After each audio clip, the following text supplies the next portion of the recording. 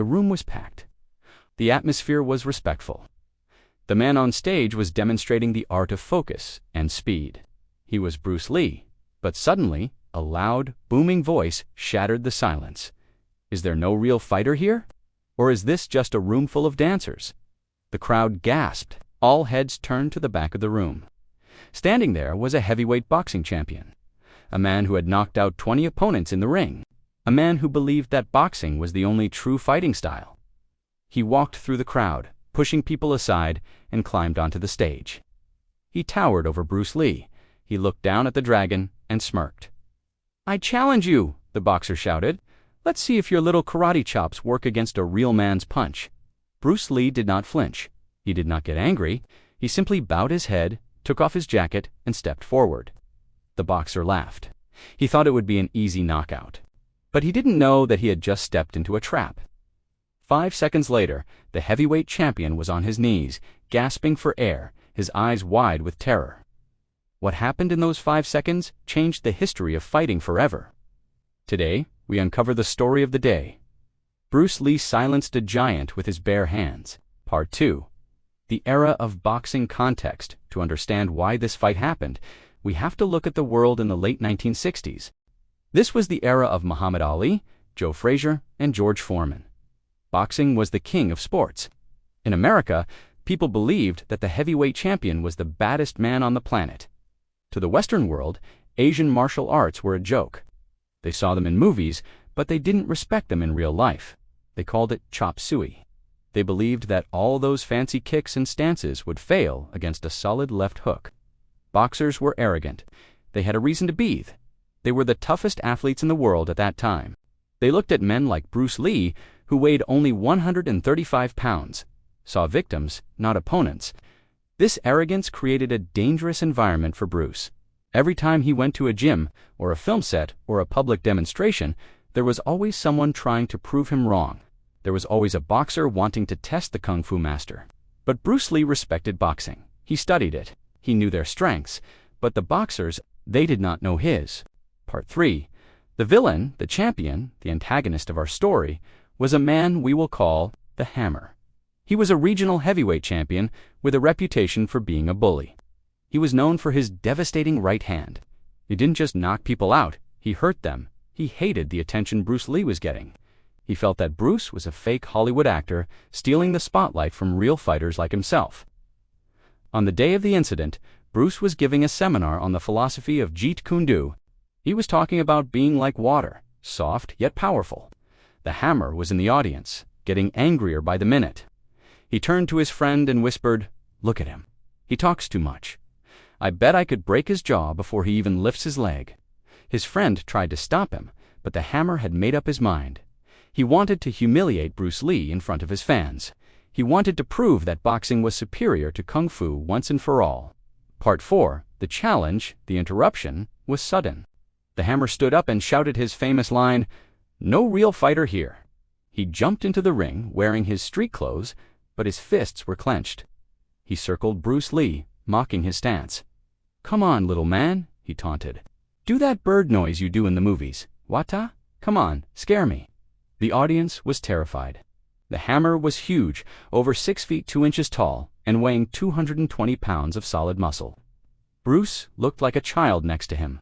The event organizers wanted to call security, but Bruce waved them off. He signaled for the room to be quiet. Bruce looked at the boxer calmly and asked, "How do you want to do this?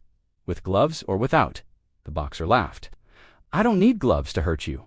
I want to feel your bones break." It was a street fight rule. No referee, no rounds, just 2 men and their skills. The boxer raised his fists in a traditional boxing stance, protecting his face, ready to unleash a jab. Bruce Lee dropped his hands. He stood sideways. He didn't protect his face. He presented a target. It was the ultimate disrespect to the boxer. It said, "You can't hit me, even if I let you try." Part 5. The fight style versus style. The fight began with a roar from the boxer. He lunged forward, throwing a massive left hook aimed directly at Bruce's temple.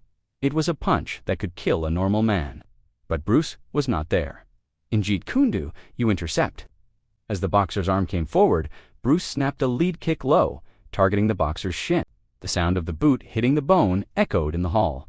The boxer stumbled, his rhythm broken. He had never been kicked before. He did not know how to defend against a weapon that reached him before his hands could reach Bruce. Angry and in pain, the boxer tried again. This time he threw a straight right hand, putting all his weight behind it. This was his knockout punch. Bruce waited until the last millisecond. He slipped to the left, letting the massive fist pass inches from his ear. And then Bruce struck. He didn't punch the face. He didn't kick the head. Bruce stepped in close into the boxer's own territory and delivered a short, explosive punch to the boxer's ribs. It was a liver shot. For those who don't know, a liver shot is one of the most painful experiences a human can feel. It shuts down the body instantly. Part 6. The result to the effect was immediate. His face went pale.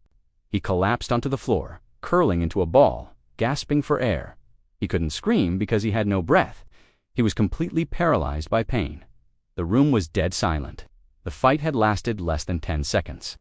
Bruce Lee stood over him, not triumphant, but disappointed.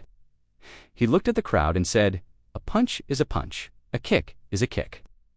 If you limit yourself to only your hands, you are fighting with half a body." Bruce then knelt down and checked on the boxer. He wasn't a cruel man. He signaled for water. When the boxer finally caught his breath, he looked up at Bruce with fear in his eyes. He asked, "What was that?" Bruce smiled and replied, "That was the intercepting fist." Part 7. The aftermath and analysis that day, the boxer learned a hard lesson. He learned that size does not equal skill. He learned that arrogance is the enemy of the fighter. But how did Bruce do it? How did he defeat a heavyweight champion so easily? The answer lies in range. A boxer is trained to fight at punching distance. He is comfortable when he is close enough to hit you with his hands. Bruce Lee refused to play that game. He stayed at kicking range too far for the boxer to punch, but close enough for Bruce to kick. When the boxer tried to close the gap, Bruce intercepted him. Bruce Lee proved that a fight is not about who is stronger, but who is smarter. He used physics, geometry, and psychology to dismantle a superior opponent. Conclusion: the boxer walked out of that hall with a limp, but he also walked out with a newfound respect for martial arts. He never mocked kung fu again. This story spread like wildfire through the martial arts community, cementing Bruce Lee's legacy as not just an actor, but the greatest fighter of his generation. What do you think? If Bruce Lee stepped into a boxing ring today against a prime Mike Tyson, but under MMA rules, who would win? The speed of the dragon or the power of Iron Mike? Let us know in the comments below. If you enjoyed this story, please hit the like button and subscribe for more legends of the martial arts world. Be water, my friends.